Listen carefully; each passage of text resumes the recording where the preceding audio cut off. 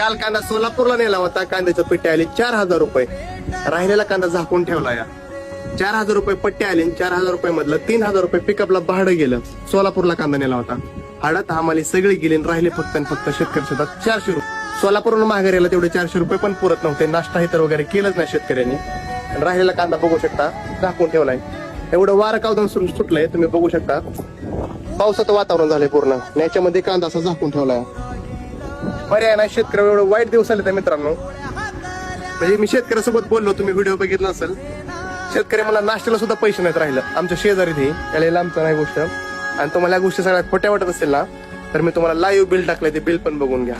किती रुपये रेट भेटला, किती नाही, त्या सगळ्या गोष्टी बघा. सरकारचं लक्ष थोडं पण नाही आपल्याकडे शेतकऱ्याकडे.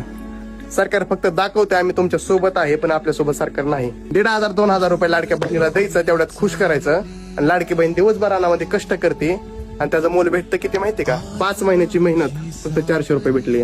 काय करते 1,500-2,000 रुपये घेऊन महिलांनी? हे कंडिशन चालू आहे खूप भयानक.